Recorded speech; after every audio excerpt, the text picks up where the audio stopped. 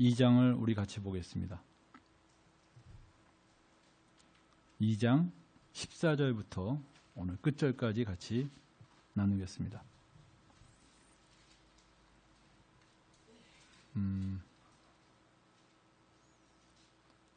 먼저 14절만 같이 읽어봅시다. 시작. 너는 저희로 이 일을 기억하게 하여 말다툼을 하지 말라고 하나님 앞에서 엄히 명하라. 이는 유익이 하나도 없고 도리어 듣는 자들을 망하게 함이니라. 여기 사도 바울이 사역자로서 여기서 저희로 이랬는데 이 저희가 누구냐면 디모데에게 이렇게 부탁했어요. 네가 충성된 일꾼들을 가르치라는 거예요. 가르치고 그 충성된 일꾼들은 또 다른 사람을 가르칠 수 있을 것이다. 바로 그들이 저희입니다. 그래서 저희로 하여금 어떻게 하라 그랬습니까? 말다툼을 하지 말라고 명하라고 얘기했습니다. 실제로 여러분들 많은 경우에 사람들이 이런 토론하는 걸 참 좋아합니다. 요새 학교에서도 뭘 많이 배워지나? 토론하는 걸 배워줘요. 토론함으로써 자기의 의견을 개진하고 얘기를 합니다. 근데 여러분들 우리는 세상에 있는 많은 것에 대해서 내 의견이 있고 내 생각이 있지만 성경에 대해서만큼은 하나님은 절대적이십니다. 하나님 앞에서 내가 내 의견은 그건 의미가 없습니다. 이 하나님 말씀이 무엇을 말하고 있느냐? 그것까지만 알면 됩니다. 근데 많은 사람이 그 하나님 말씀이 무엇을 알게 하느냐? 불필요한 것까지 너무 알려고 그러는 거예요. 성경에서 명쾌하게 말하지 않은 부분까지 그거 가지고 토론하고 싸우고 그럴 필요가 없다는 겁니다. 예를 들면 여러분들 성경에 오늘 우리 암송 구절이 뭡니까? 범사에 감사하라. 그러면 우리가 어떻게 해야 돼요? 감사하는데 초점을 맞춰야죠. 근데 우리가 뭐 범사가 뭐냐? 그 범사에 대해서 서로 막 싸우고 그냥 나중에는 이 범사를 뭐 모든 것으로 할 것이냐 아니면 뭐에 국한할 것인가 이걸로 싸웠다가 나중에 분파가 생겨서 갈라졌다 그래봐요. 그럼 뭡니까 이거? 굉장히 참 웃기는 거죠. 뭐 하나가 되게 하소서인데 이 하나가 되기가 뭘 할 것인가 이것 때문에 싸우느라고 둘이 돼버렸어요. 그러면 우리는 얼마나 그게 미련한 짓인지 몰라요. 우리는 그런 식으로 성경을 하나님께서 진짜 우리가 되기를 원하시는 그 길을 가지 않고 방향이 항상 빗나갑니다. 그래서 이 방향이 왜 빗나가냐? 정말 주님을 사랑하지 않고 뭔가 사람들에게 인정받기를 원하기 때문에 사람들한테 내가 참 대단한 사람이라는 걸 자꾸 인정받으려고 하다 보니까 자꾸 이렇게 싸움이 나고 말다툼이 생기는 겁니다. 그래서 사도 바울은 그런 말다툼하지 말고 뭐라 그랬습니까? 15절에 네가 진리의 말씀을 옳게 분변하여 부끄러울 것이 없는 일꾼으로 인정된 자로 자신을 하나님 앞에 드리기를 힘쓰라.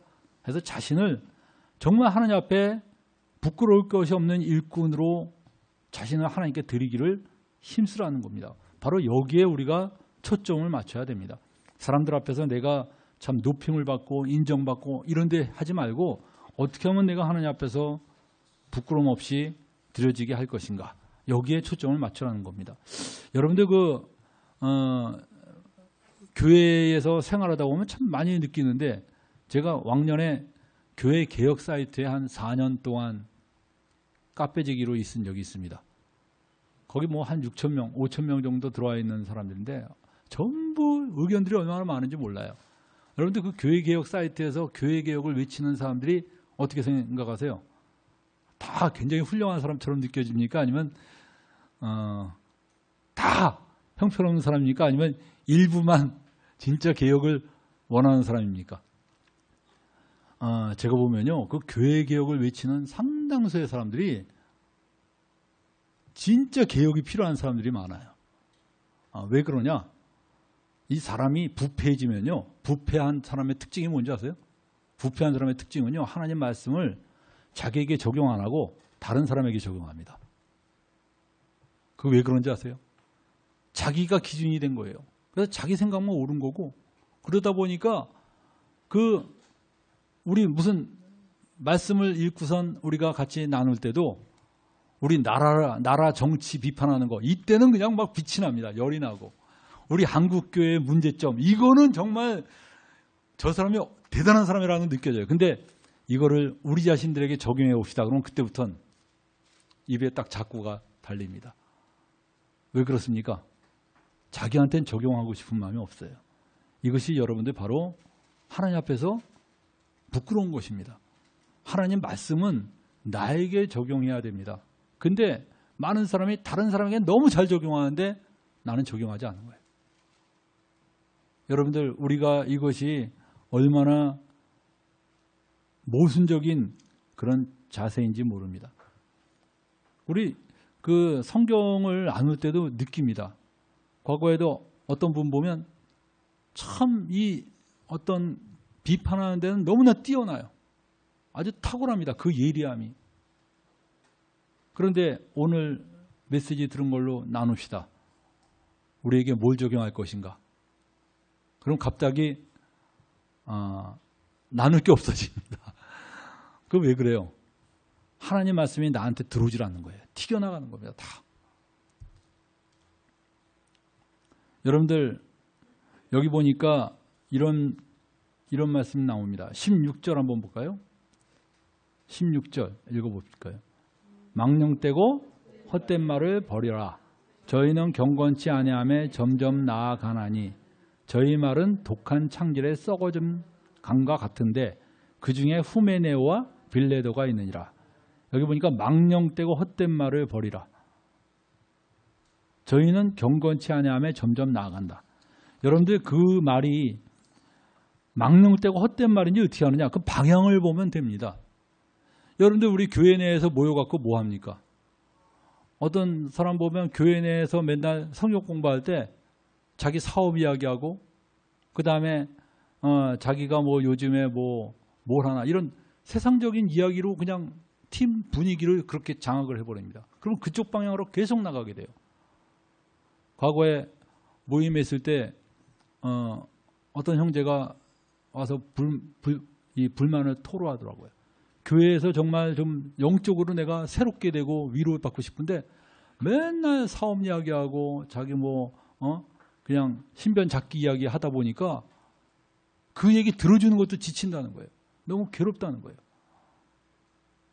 그래서 그 형제가 그런 호소를 하는데 뭐 어떻게 도와줄 수 없어요. 우리가 실제로 보면 물론 서로 자기 주변의 이야기를 해야지 서로 기도가 되죠. 기도해주고 권면해주고 새로워지는데 너무 그쪽 방향으로만 나가니까 이 방향이 주님을 향해야 되는데 주님을 향하지 않고 자꾸 세상적인 것으로 나가는 거예요. 우리가 정말 이 망령되고 헛된 말이라는 건 뭐냐면 방향이 이렇게 틀어진 게 그겁니다. 그래서 여기 보니까 뭐라 그랬습니까? 저희 말은 독한 창질에 썩어져 간 것 같은데 그런데 독한 창질이 뭐냐? 이게 원어적으로 보면 이 강그라이나라는 헬라어인데 갉아먹다라는 뜻이래요. 피부 궤양이 있죠. 피부 궤양. 우리 피부 궤양에 여기 피부과 의사가 있으니까 아주 잘 알 텐데 피부 궤양이 생기면 이게 점점 퍼져나가죠. 궤양이.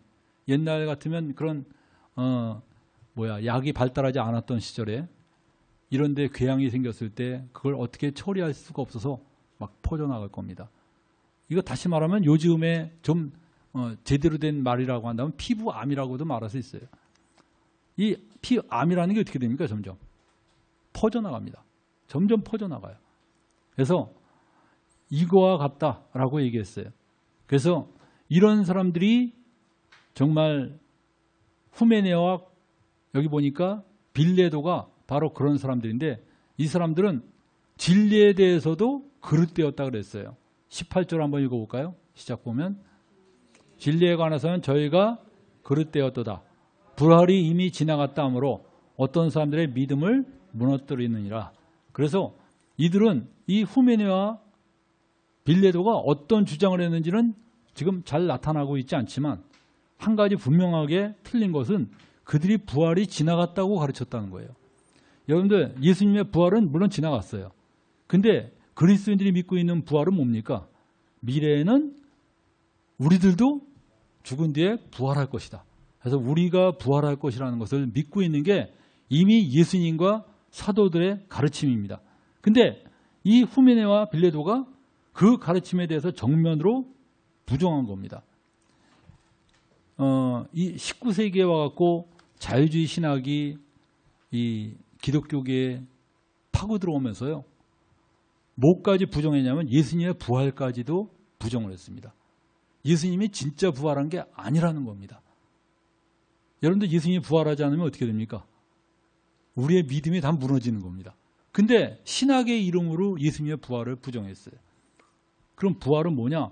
진짜 부활한 게 아니로 예수님의 정신이 부활한 거다. 이런 식으로 가르친 거예요. 굉장히 그럴싸한 것 같죠. 그래서 그런 신학을 받아들이면서 그 신학이 뭐라 그랬는지 아세요? 이렇게 함으로써 우리가 현대 과학 시대에 정말 그 걸맞는 기독교가 될 수 있다.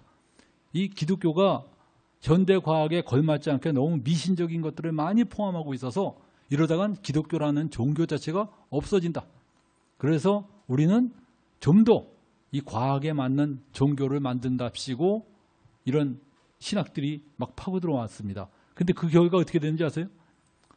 그러니까 어떻게 됩니까? 사람들이 어우 정말 기독교가 이젠 세련되졌구나. 그래서 더 신앙을 가질까요? 아니면 더 이상 믿을 필요가 없어서 나갈까요? 여러분들 더 이상 믿을 필요가 없어서 나간 거예요. 유럽 교회가 다 망했습니다. 그냥. 그런 자유주의 신학에 의해서. 여러분들 우리는 살아계신 하나님을 보기를 원하지 죽어있는 하나님, 인간의 입맛에 맞는 하나님 만나기를 원하는 게 아닙니다. 우리 인간의 입맛에 맞는 하나님은 하나님이 아니라 인간이 만든 우상입니다. 성경에서 말하고 있는 하나님, 바로 지금까지 수천 년 동안 단 한 번도 캐릭터가 바뀐 적이 없는 이 유일하신 하나님, 너무나 놀라운 하나님입니다. 여러분들 성경을 보면서 창세기에서 읽었을 때 그 하나님의 느낌과 말라기에서 읽었을 때 그 하나님의 느낌과 요한계시록에서 읽었을 때 그 하나님의 느낌이 다릅니까? 똑같습니까? 예? 여러분들 하나님은 창세기에서부터 계시록까지 똑같아요. 캐릭터가. 근데 여러분들 그게 한 사람이 쓴 게 아니고 40명이 1500년에 걸쳐서 쓴 그 책이 똑같은 캐릭터의 하나님을 말하고 있다는 건 뭘 의미합니까? 진짜 하나님이 살아계신 하나님이시라는 겁니다. 그런데 우리가 그 하나님을 내 생각대로 재단하는 것처럼 위험한 일이 없습니다. 그래서 여러분들 이런 후메네와 빌레도 같은 사람들이 설교를 하면 어떻게 되냐? 그 설교를 하면 그 설교를 들으면 굉장히 멋있을 수 있어요. 저도 그 우리나라에 그 설교 잘하는 몇몇 분들을 압니다. 그 사람들 우리나라에 특히 모교의 목사 메시지는 제가 봐도 그냥 한 편 한 편이 그냥 뛰어난 강의예요. 그래서 제가 놀란 게 그 사람의 메시지를 베끼는 목사가 우리나라에 또 상당히 많아요. 그래서 어떤 사람 설교 잘한다 하는데 그 설교를 가만히 보고 있으면 이것은 어디서 많이 본 설교야. 알고 보면 그 사람이에요. 근데 제가 그 사람의 메시지를 들어보면 그 사람 메시지 10년 들으면 주님을 사랑하는 마음이 하나도 없어질 것 같아요. 그건 놀라워요. 왜 그럴까요? 그 메시지가 인간적으로는 뛰어난데 그 속에 예수 그리스도가 없어요. 주님이 없어. 주님을 사랑하는 마음이 생겨야 되는데 그게 안 생겨요. 그 사람 메시지 들으면. 그냥 인간 사는데 정말 이렇게 경우 있게 살아야 되구나. 이렇게 예의 바르게 살아야겠구나. 정말 참 좋다. 여러분들 불교 스님들 메시지 들으면 주님을 사랑하는 마음이 생길까 안 생길까요? 예? 스님들 메시지 한번 들어봐요. 스님들 메시지는 제가 스님들 이 글 보면요. 정말 인생 살아가면서 우리가 욕심 부리지 말고 살고 사이좋게 살고 이런 얘기도 쭉 들으면 어때요? 좋은 얘기입니까? 나쁜 얘기입니까? 좋은 얘기죠? 거기 주님을 사랑하는 마음이 있어요? 없어요? 좋은 얘기야. 좋은 얘기고 맞는데 예수 그리스도가 없어요. 여러분들 후메네와 빌레도의 가장 치명적인 게 뭐냐? 예수 그리스도가 없는 메시지를 하고 있는 거예요. 그러니까 뭐가 되느냐? 피부암과 같이 퍼져나가는 겁니다. 그래서 사람들이 매일 참 좋다, 기분 좋다 그러는데 점점 그 사람들의 신앙이 없어지고 빈약해지는 겁니다. 여러분들 저도 제 메시지를 통해서 사람들이 주님을 사랑하는 마음이 생기지 않고 점점 그냥 머리만 커지고 그냥 지적인 교만만 생긴다면 제가 메시지 실패한 겁니다. 제가 이거 멈춰야 돼요. 그러면 저는 종종 그런 두려움에 쌓입니다. 내가 혹시 그렇게 하고 있지 않은가? 내가 정말 형제들이 과연 우리 교회의 이런 메시지를 통해서 주님을 더 사랑하게 되는가? 더 주님께 집중하게 되는가? 아니면 그냥 좋은 얘기라고 생각하고 그것으로 끝나는가? 제가 하나님 앞에서 종종 두려울 때가 있습니다. 내가 이 방향을 제대로 잡고 있는가? 여러분들, 예수 그리스도의 부활이 확실한 것처럼 여러분들 예수님이 부활하신 게 단순히 우리 죄를 다 갚으셨다는 선언이기도 하지만 하나의 표시이기도 합니다. 예수님이 언제 돌아가셨습니까? 유월절 날에 돌아가셨죠? 유월절 날에 돌아가셨어요. 유월절 양 잡는 그 시간에 예수님이 십자가에 못 박혀 죽으셨습니다. 예수님이 언제 부활하셨습니까? 네? 유월절 다다음 날. 원래 유월절이 저녁에 시작합니다. 그리고 저녁에 유월절이 저녁에 시작하니까 1월 14일이 유월절이에요. 시월절이고 그 14일이 끝나는 저녁이 안식일입니다. 15일이 안식일이에요. 그러니까 안식일이고 그 15일이 지나고 16일 날 아침에 예수님이 부활하셨어요. 근데 제가 그 구약 성경을 연구하다가 아주 재밌는 걸 발견했는데 그 16일 아침서부터 추수가 시작된다는 거예요. 무슨 추수? 밀추수가 시작됩니다. 그래서 그 16일 아침에 그날서부터 추수한 곡식을 하나님께 첫 열매라고 갖다 바치는 사람이 생깁니다. 16일서부터. 근데 예수님이 딱 부활하셨어요. 그리고 그로부터 50일 후에는 뭐가 되는지 알아요? 밀추수가 다 끝납니다. 50일 후에는 밀추수가 다 끝나서 마지막 그 밀추수한 것들을 하나님께 드립니다. 그게 뭔지 알아요? 오순절입니다. 그 오순절에 뭐가 생겼어요? 예? 아니, 뭐가 생겼어요? 교회가 생긴 겁니다. 신약교회가 탄생했어요. 성령이 임하시면서 신약교회가 탄생했어요, 여러분. 그때부터 여러분들 이 교회가 전 세계로 퍼져나가기 시작했습니다. 그러면 마지막 추수는 언제일까요? 여러분들 추수가 밀만 있습니까? 또 뭐도 있어요, 추수? 예? 벼 말고 벼는 안 합니다. 벼는 저 이스라엘에서 안 키웁니다. 올리브, 포도 이런 과일들에 대한 추수가 언제 끝나냐? 그 10월 달쯤에 끝납니다. 그게 여러분들 소위 초막절이라고도 하고 수장절이라고도 하는 그런 날인데 그때 여러분들 마지막 추수예요. 그래서 여러분들 그 마지막 추수 때 마지막 추수하는 그날이 바로 주님의 재림의 날입니다. 그래서 여러분들 그 마지막 추수가 바로 우리가 부활하는 날이에요. 모든 사람이. 그래서 예수님이 부활의 첫 열매셔요. 첫 열매. 그럼 우리는 뭡니까? 마지막 열매로 전부 부활하는 것입니다. 그래서 여러분들 이게 기가 막히게 성경이 딱 제시되어 있어요. 이거 뭐 조작하라 그래도 조작하기가 너무 힘들어. 예? 예수님 여러분들 죽는 날을 그렇게 정해 놓을 수 있어요? 우리가 사용시키기도 힘듭니다. 그 날에 맞춰서. 근데 예수님이 정확하게 그 날짜와 절기에 맞춰서 이렇게 됐어요. 그렇다고 해서 그러면 재림도 초막절에 오시느냐 아니면 나팔절에 오시느냐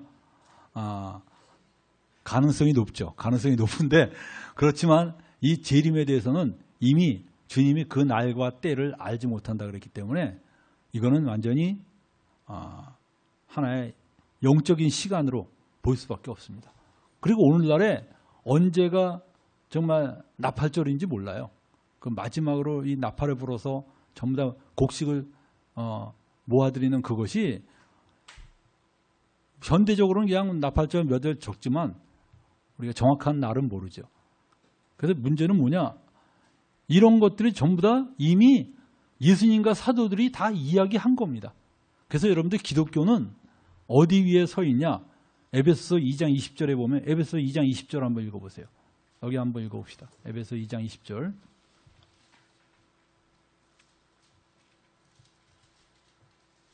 이게 뭐라고 나왔어요? 너희는 사도들과 선지자들의 터 위에 세우신 입은 자라. 굉장히 중요한 구절입니다. 다 같이 시작. 너희는 사도들과 선지자들의 터 위에 세우심을 입은 자라. 그리스도 예수께서 친히 모퉁이 돌이 되셨느니라. 그리스도 예수께서 모퉁이 돌이 되셨다. 그래서 여러분이 이 건축의 제일 중요한 게 모퉁이 돌입니다. 그 그리스도 예수께서 바로 그것이 되셨다. 그러면서 그 사도들과 선지자들의 터 위에 세웠다.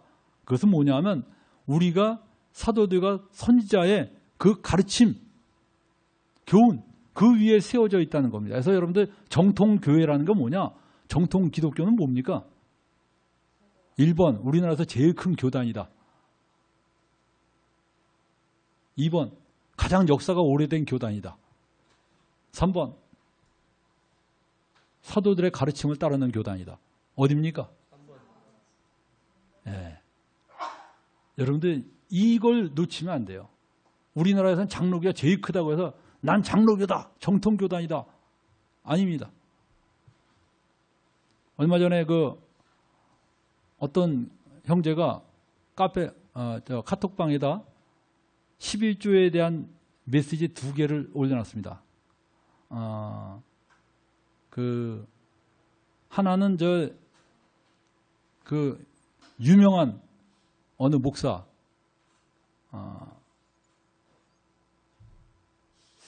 굉장히 유명한 외국의 어느 목사의 메시지와 하나는 제 메시지를 이렇게 올려놨어요. 똑같은 질문에 대한 서로 다른 대답이다. 근데 굉장히 그 유명한 목사는 근데 내가 이 유명한 목사 이름이 갑자기 떠오르지가 않는데 뭐 안 떠오르는 게 하나님께 감사한 겁니다. 근데 중요한 게 뭐냐면 이 사람이 굉장히 그 사람들한테 그 어필하는 목사입니다. 굉장히 그 사람의 메시지도 뛰어나고. 근데 이 목사는 아주 굉장히 11조에 대해서 아주 명쾌하게 잘 말하면서 나중에는 이상한 결론이 됐어요. 왜냐하면 우리는 율법 아래 있지 않기 때문에 그런 율법적인 11조를 할 필요가 없다. 그런데 신약 시대에 와서는 역시 우리는 이것을 하나의 모델로 삼아서 우리는 여전히 11조를 유지해야 된다는 식으로 결론을 내렸습니다. 그런데 제가 한 메시지는 보니까 저는 그렇게 얘기하지 않았어요. 여러분들 근데 제가 보면서 느꼈어요. 그 유명하다는 사람들도 자기가 이 목회를 하고 사역을 하다 보면 자기도 모르게 어떤 생각이 하냐면 그 사역자가 바로 레이지파다라는 그 사고가 자기도 모르게 침투해 들어오는 거예요. 여러분들 신약에서는 레이지파가 사역자가 레이지파가 아닙니다. 모든 그리스도인이 레이지파입니다. 그래서 신약에서는요. 사역자를 돕자가 아니라 당연히 도와야죠. 사역자. 후원해야죠. 그건 당연합니다. 그러나 모든 그리스도인들이 우리의 도움의 대상입니다. 그래서 우리는 11조라는 개념을 뛰어넘어서 물론 구약의 성도들이 10분의 1 하는 거 괜찮지만 10분의 1 하는 걸 보고 우리가 그 정도 기준에서 하자. 그거는 각자이지만 신약에서는 11조라는 단어를 사용하지 않고 각자 마음에 정한 대로 할 것이요. 사도 바울이 말한 대로 바로 이렇게 해야 된다. 저는 이렇게 말했고 그분은 그래서 11조를 유지해야 된다는 식으로 얘기를 했어요. 자, 여러분들 어떻게 생각하세요? 이 사람은 굉장히 유명한 사람이에요. 이 사람 옆에 내 이름 써 있다는 것만 해도 민망합니다. 사람들이 그냥 막 야단칠 거예요. 감히 누구 옆에다 세우냐 막 이러면서 절 야단칠 겁니다. 근데 여러분은 어떻게 하시겠어요? 이 진리에 대한 상고를 할 때 그 유명하다는 그 유명세에 따를 것이냐 아니면 어느 것이 성경에서 말하고 있는 것이냐 어떻게 할 것이냐 단지 해석의 차이냐 아니면 진짜 진리냐 우리가 이것을 붙잡아야 됩니다. 근데 여러분들이 큰 틀에서 우리가 못 보니까 그래요. 신약은 여러분들 구약의 그림자가 아니라 구약의 실체입니다. 이걸 놓치면 안 돼요. 근데 너무나 많은 사람이 자꾸 신약을 구약의 무슨 그림자처럼 생각해서 구약을 자꾸 본받으려고 그러고 구약을 하나의 모델로 신약이 적용되려고 합니다. 그러다 보니까 여러분들 자꾸 어긋나고 빗나가는 거예요. 그 유혹을 넘어가지 못하는 거예요. 우리가 큰 틀에서 보면 담대해집니다. 그 유명하다는 사람에 의해서 흔들리지 않습니다. 여러분들이 누구의 가르침을 따를 것이냐? 난 저 사람 내가 존경하니까 따를 거야. 그 차원이 아닙니다. 그게 아니라 우리는 뭐냐? 바로 이 진리의 말씀이 어떤 것이냐. 사도들이 무엇을 우리에게 남겨줬는가. 여기에 우리가 초점을 맞춰야 될 겁니다. 우리 여기 보니까 그 다음 구절 한번 볼까요? 디모데후서 19절, 2장 19절 한번 봅시다. 시작. 그러나 하나님의 견고한 터는 섰으니 인침이 있어 일렀으되 주께서 자기 백성을 아신다 하며 또 주의 이름을 부르는 자마다 불의에서 떠날지어다 하였느니라. 20절 한번 봅시다. 시작. 큰 집에는 금과 은의 그릇이 있을 뿐 아니요 나무와 질그릇도 있어 귀 쓰는 것도 있고 천이 쓰는 것도 있나니 그러므로 누구든지 이런 것에서 자기를 깨끗하게 하면 귀 쓰는 그릇이 되어 여기서 보면 이런 말 합시다. 여기 보면 귀 쓰는 그릇이 되어 거룩하고 주인의 쓰심에 합당하며 모든 선한 일에 예비함이 되리라. 큰 집에는 뭐가 있다고 그랬어요? 금과 은과 나무, 질그릇 이런 것들이 있어요. 여러분들 어떤 그릇이 되기를 원해요? 어떤 분 제가 한번 이런 거 한번 다룬 적이 있었는데 자기는 질그릇이 되기를 원한다고 그러더라고요. 아주 겸손합니다. 왜냐? 질그릇이 더 많이 사용되기 때문에 그렇다. 근데 여러분들 이건 오해입니다. 오해. 이 구절에서 사도 바울이 말하고자 하는 건 뭐예요? 뭐가 되기를 원하는 겁니까? 여러분들 집에 금그릇이 많이 사용될까요? 나무 그릇이 많이 사용될까요? 예? 예?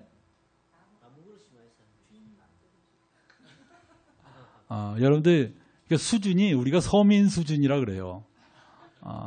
그래 금그릇은 가끔가다 한 번씩 꺼내니까 난 금그릇보다 자주 사용되는 나무 그릇이 될 거야 라고 얘기하는데 그 여러분들 수준 굉장히 낮은 소리입니다. 그게. 왜냐하면 솔로몬 시대 때를 보니까요. 한번 읽어볼까요? 솔로몬은 어땠느냐? 열왕기상 10장 21절 한번 보세요. 열왕기상 10장 21절.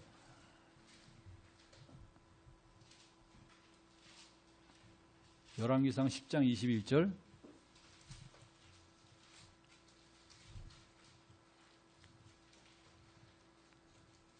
왕상입니다. 왕상. 자, 10장 21절 한번 읽어보면 뭐라 그랬어요? 솔로몬 왕이 마시는 그릇은 다 금이요 레바논 나무 궁의 그릇들도 다 정금이라. 은기물이 없으니 솔로몬 시대에 은을 귀히 여기지 아니함은. 예, 여기서 보면 솔로몬은 매일 밥그릇이 뭡니까? 금이에요. 금. 여기서 은그릇 됐다가요 솔로몬 밥상에 올라가기도 힘들어요. 자, 그렇다면 여러분들 하나님 나라에서 하나님이 주로 뭘 많이 사용할 거예요? 하나님이? 예? 하나님 밥상에 주로 많이 올라가는 게 뭘까요? 금그릇입니다. 금그릇.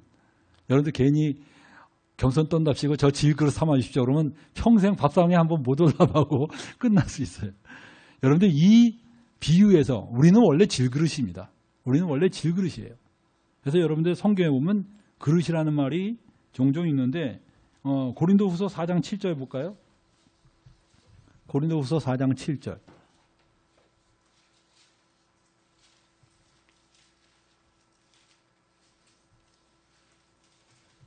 거기 보면 뭐라고 나오니까? 우리가 이 보배를 질그릇에 가졌으니 이는 능력의 힘이 큰 것이 하나님께 있고 우리에게 있지 아니함을 알게 하려 함이라. 우리가 이 보배를 질그릇에 가졌다. 우리가 여러분들 우리는 이렇게 질그릇에 불과한 사람이지만 근데 우리 안에 예수 그리스도를 모심으로써 이거 보배를 가진 거예요. 근데 여러분들 이 구절에서는 질그릇이에요, 우리가. 근데 여러분들 이 디모데후서의 2장에서는 다른 비유입니다. 여러분들 우리가 성경을 해석할 때 굉장히 조심해야 될 게 다른 쪽에 있는 그릇이 다 똑같다는 그릇에서 이 그릇 저 그릇 다 이렇게 연결하면 안 됩니다. 비유는 뭐예요? 비유는 이 자리에서는 이 비유가 예를 들면 이 자리에서는 토끼가 의인으로 나오고 저쪽 자리에서는 토끼가 악인으로 나올 수 있어요. 그렇습니까? 안 그렇습니까? 근데 우리가 이 토끼 의인이니까 계속 모든 비유에서 토끼는 의인으로 쫙 깔면 해석이 이상해지는 거죠. 성경도 마찬가지입니다. 성경에서 그릇이 쫙 나오는데 오늘 이 디모데후서 2장에서의 사도 바울이 말하고자 하는 것은 뭡니까? 우리들어 무슨 그릇이 되기를 원하는 거예요? 금그릇이 되기를 원하는 거예요. 너희가 정말 금그릇 되기를 원한다. 우리가 이 구절을 보면서 주님 저는 겸손하게 질그릇 되겠습니다. 이러면 안 됩니다. 여러분들 그릇에 대해서 이런 얘기가 나오죠. 그 로마서 9장을 한번 보겠습니다. 로마서 9장을 보면 9장 22절 한번 보세요.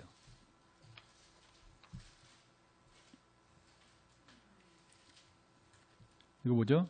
만일 하나님이 그 진노를 보이시고 그 능력을 알게 하고자 하사 멸하기로 준비한 진노의 그릇을 오래 참으심으로 관용하시고, 여기서 진노의 그릇이 있는데 여기 이 진노의 그릇이 대표적으로 누구를 설명하고 있느냐? 그 이집트의 바로 있죠. 완악한 아주 고집센 그 바로를 하나님이 예비한 그릇으로 얘기해요. 디모데후서 2장에서 여러분들 그 질그릇은 천이 쓰는 그릇은 바로 같은 사람입니다. 가룟 유다, 바로 이런 사람들이 바로 천이 쓰는 그릇이에요. 디모데후서 2장에서의 그릇은. 그러면 그런 그릇이 되면 되겠습니까? 안 되죠. 그래서 무슨 그릇이 돼야 돼요? 귀 쓰는 그릇이 돼야 되는데 그게 바로 뭡니까? 금그릇이 돼야라는 거예요. 금그릇. 근데 어떻게 하면 내가 금그릇이 되느냐? 여러분들 어떻게 하면 금그릇이 됩니까? 여기 보면 자 디모데후서 2장 21절로 들어갑시다. 디모데후서 2장 21절 읽어볼까요? 그러므로 누구든지 이런 것에서 자기를 깨끗하게 하면 귀 쓰는 그릇이 되어 거룩하고 주인의 쓰심에 합당하며 모든 선한 일에 예비함이 되리라. 여러분이 귀한 그릇이 되려고 몸부림치지 말고, 어떤 사람은 자기가 귀한 그릇으로 되겠다고 막 앞장서서 뭘 하고 그래서 귀한 그릇 되는 게 아니라, 여기 뭐라 그랬어요? 내가 이런 것에서 자기를 깨끗하게 하고 준비가 되면 하나님의 나를 사용하신다는 거예요. 어떤 사람들이 제가 무슨 사역을 할까요? 저는 사역하고 싶은데, 여러분이 준비되면요 하나님이 어떤 방법을 통해서라도 여러분 쓰십니다. 어떤 방법을 써서도 여러분 쓰셔요. 우리가 해야 될 게 뭡니까? 이런 것에서 깨끗하게 하고 준비되라는 거예요. 그러면 선한 일에 예비함이 된다는 거예요. 때가 되면 하나님이 다 알아서 사용하신다는 겁니다. 그리고 22절 한번 볼까요? 22절에 읽어봅시다. 시작. 또한 내가 청년의 정욕을 피하고 주를 깨끗한 마음으로 부르는 자들과 함께 의와 믿음과 사랑과 화평을 조치라. 어리석고 무식한 변론을 버리라. 이에서 다툼이 나는 줄 아미니라.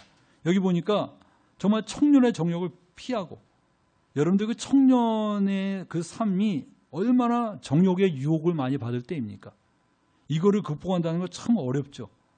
그래서 여러분들 이런 걸 극복하기 위해서 주를 깨끗한 마음으로 부르는 자들과 함께 자꾸 교제하고 예수 믿는 사람들과 교제하고 나누고, 이게 굉장히 중요한 겁니다. 우리가 어떻게 보면 일주일에 한 번 이렇게 만나는 게 굉장히 좀 주기가 너무 인터벌이 긴 겁니다. 원래는 성경에선 날마다 만나서 권고하고 세워줄 것을 이야기해 주고 있어요.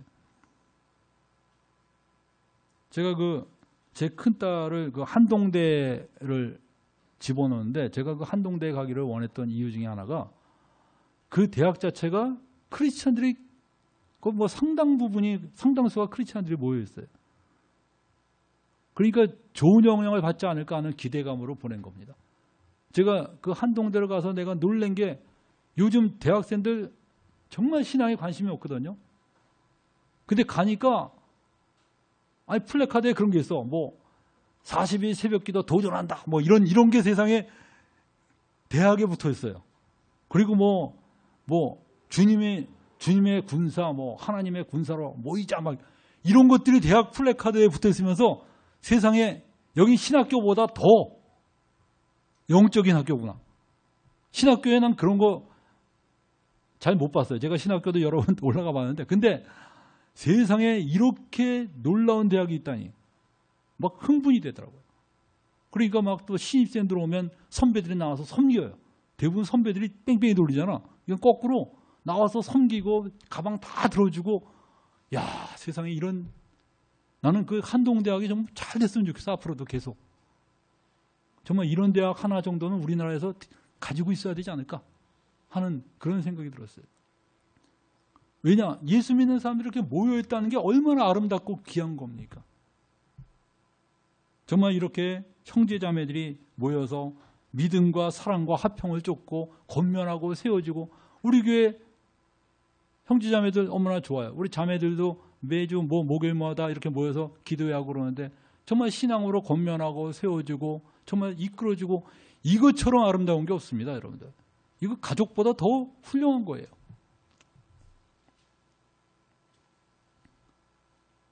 최근에 정말 이 청년들, 요새 믿음 좋은 청년 보기가 참 힘들거든요. 저하고 같이 근무했던 선생님 한 분이 계셨는데, 그분이 다른 학교로 전거를 갔는데 우리 큐티방에 초청을 했어요. 근데 이분이 큐티방을 계속 하면서 자기 아들을 또 초청을 했어요. 근데 이 아들이 청년인데 최근에 은행에 입사를 했습니다. 근데 은행에 입사하기 전이나 입사한 후나 계속 아침마다 우리 보내주는 큐티 있죠? 그거를 큐티하고 묵상하고 그걸 한다. 그래서 내가 세상에 이런 젊은 훌륭한 청년이 있느냐? 그러면서 그냥 정말 젊은이가 그렇게 열심히 하는 걸 보고 그러니까 하나님이 정말 축복해 주시기를 내가 참 기원한다고 얘기를 했습니다. 정말 우리가 이 청년 때 하나님 말씀을 사랑하고 말씀을 따른다는 게 얼마나 귀하고 아름다운가. 근데 여러분들 이 청년은 어디까지입니까? 몇 살까지가 청년입니까 요새? 예? 예, 자기가 청년이라고 생각하시는 분 손 들어보세요. 제가 저도 청년입니다. 요새 유엔에서 70세까지 청년으로 정해놨기 때문에 우리가 여러분들 정말 우리가 이 마음을 청년처럼 먹고 열정을 가지고 생활할 필요가 있어요. 우리 디모데후서 2장 24절 봅시다. 24절 다 같이 읽어봅시다. 시작. 마땅히 주의 종은 다투지 아니하고 모든 사람을 대하여 온유하며 가르치기를 잘하며 참으며 거역하는 자를 온유함으로 징계할지니. 주의 종은 어떻게 해야 된다 그랬어요? 다투지 않아야 된다는 겁니다. 여러분들 다투고 이러는 것은 주의 종에게 마땅치가 않다는 거예요. 여러분들 뭘로 다툽니까? 가끔 다투죠. 교회 내에서. 뭘로 다퉈요? 예? 접시를 큰 거 사느냐 작은 거 사느냐 이런 걸로 다툽니까? 근데 여러분들 마땅히 주의 종은 다투지 아니하고 모든 사람에 대하여 온유하며 가르치기를 잘하며 그리고 참으며, 참을 줄을 알아야 됩니다. 그리고 정말 주의 종이 참는다는 거 여러분들 참 어려운 겁니다. 내 성질을 죽이지 않으면 이게 참 어려운 거예요. 그리고 여기 뭐라 그랬죠? 거역하는 자를 온유함으로 징계할지니. 그래서 여러분들 주의 종은 온유함으로 사람을 징계할 수 있어야 됩니다. 오늘날에 여러분들 교회 내에 이런 것들이 너무나 약화되어 있어요. 오늘날에 징계하면 어떡할까요, 사람들? 예? 자존심 상한다고 바로 그 다음 주로 나갈걸요? 뭐 이렇게 싫은 소리 한마디 하면 바로 그냥 교회를 떠나버리더라고요. 어떻게 생각하세요, 이거? 교회가 한마디로 권위를 잃어버렸어요. 제가 전에도 한번 말했듯이 어떤 교회에서 한 형제가 너무 성역 공부 분위기를 망치고 그리고 이 쓸데없는 말을 너무 많이 해서 그 교회 장로들이 모여서 징계를 했습니다. 어떤 징계를 했냐?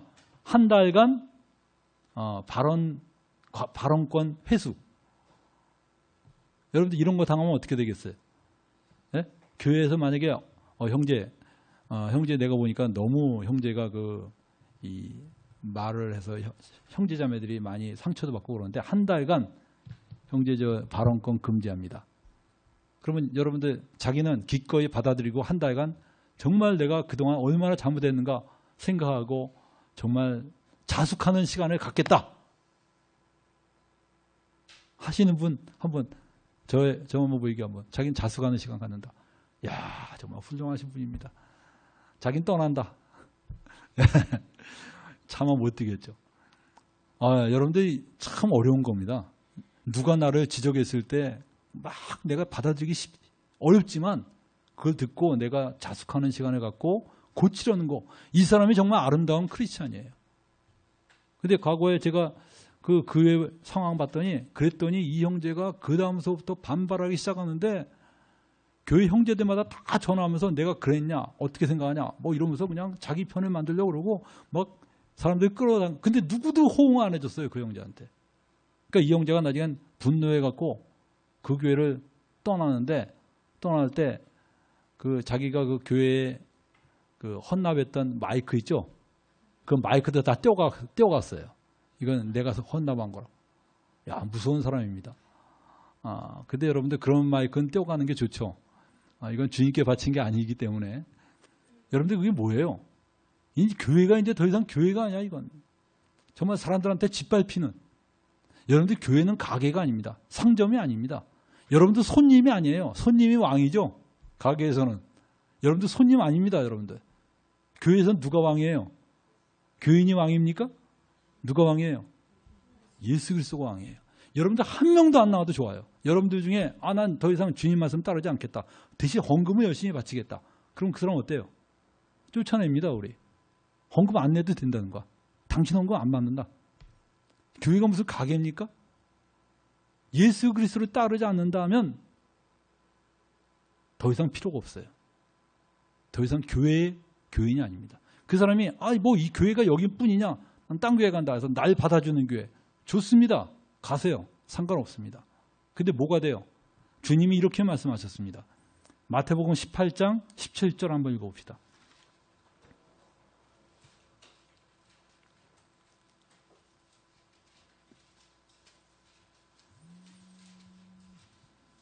(18장) 17절 한번 읽어볼까요? 뭐라고 나왔습니까? 만일 그들의 말도 듣지 아니하거든 교회의 말하고 교회의 말도 듣지 아니하거든 이방인과 세리같이 여기라 그랬어요. 교회의 말도 듣지 않으면 뭐라 그랬어요? 이방인과 세리같이 여겨라 그랬어요. 그리고 18절에 뭐라 그랬어요? 주님이 진실로 너에게 이르노니 무엇이든지 너희가 땅에서 매면 하늘에서도 매일 것이요 무엇이든지 땅에서 풀면 하늘에서도 풀리라. 만약 교회에서 그 사람을 이방인과 세리같이 여기면 어떻게 하신다는 거예요? 주님도 그 사람을 뭐로 여긴다는 겁니까? 이방인과 세리로 여긴다는 거예요. 여러분들 이거 굉장한 충격입니다.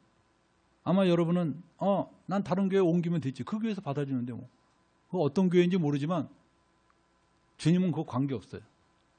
주님은 바로 이 영적인 세상적인 교회에서 받아주는 게 아니라 바로 이 하나님 나라에 속한 이 교회를 중요시하는 겁니다.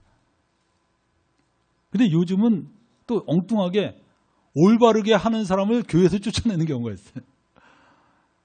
내가 보면 참 내가 아는 친구 장로도 올바른 말에다가 교회에서 쫓겨났어요. 목사가 완전히 돈을 이용하고 교회 교인들을 완전히 어떻게 보면 교인들의 집을 담보 잡혀서 자기가 착복하고 있는 겁니다. 이것을 옳지 않다고 얘기했다가 쫓겨났어요. 그런 건 어떻게 돼요? 예? 교회에서 쫓아냈으니까 이 사람도 이방인과 세리입니까? 이 사람은 여러분들 굉장히 훌륭한 사람입니다. 왜냐? 교회는 아까 뭐라 그랬어요? 뭐가 교회라 그랬습니까? 사도와 선지자들의 터 위에 있는 게 교회예요. 그거는 사람들의 모임입니다, 여러분들. 더 이상 하나님 말씀에 서 있지 않은 교회는 그건 사람들의 모임이에요. 여러분들 오늘 교회에서 정당하게 나를 징계할 때 그것이 사적인 감정이 아니라 여기 뭐라 그랬어요? 온유함이 뭡니까? 사적인 감정이 아니에요. 그건 정말 사랑하는 마음이 있는 겁니다. 그런 마음으로 나에게 권면할 때 네, 잘못했습니다 라고 인정하고 내가 자숙할 수 있는 그 사람이 리얼 크리스찬입니다. 그리고 뭐라 그랬어요? 여기 보니까 귀한 그릇이 되려면 금그릇이 되기 위해서 내가 애써야 되는데 금그릇이 되기 위해서 어떻게 하면 금그릇 된다고요? 에? 자기를 깨끗하게 하면. 자기를 어떻게 깨끗하게 해요? 루터가 그랬어요. 야, 내 이 더러운 손은 비누로 깨끗게 할 수 있지만 내 영혼은 내가 어떻게 깨끗하게 할꼬? 여러분들 내 영혼은 어떻게 깨끗하게 합니까? 예? 말씀으로 씻는 거예요. 말씀으로 씻어 깨끗게 하는 것이 바로 우리가 이 영적인 목욕입니다. 하나님 말씀을 내가 읽고 그 말씀을 내 삶 속에 적용하는 거예요. 그 사람이 바로 깨끗하게 되는 겁니다.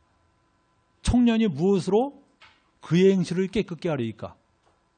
주의 말씀을 따라 삼갈 것이니이다. 내가 주께 범죄치 아니하라요. 주의 말씀은 내 마음에 두었나이다. 이게 여러분들 시편 119편에 있는 말씀이에요. 쫓아서 해보세요. 청년이 무엇으로 그의 행실을 깨끗게 하리이까? 주의 말씀을 따라 삼갈 것이니이다. 하나님의 말씀을 내 마음에 받아들이고 그 말씀을 따라서 걸어가라는 거예요. 그럴 때 하나님이 여러분을 뭘로 사용해 주셔요? 금그릇으로 사용해 주신다는 거예요. 하나님 나라에서는 어느 게 많이 사용된다고요? 예? 자기 수저도 나무 그릇 이러면 안 됩니다. 여러분들 솔로몬이 금그릇 사용했는데 지금 솔로몬 밥상에 은그릇이 올라온 적이 없어요. 금그릇만 올라왔지. 우리가 정말 이 하나님 나라는 금그릇들이 사용된다는 거 알고 금그릇 돼야 됩니다. 할렐루야. 기도하겠습니다.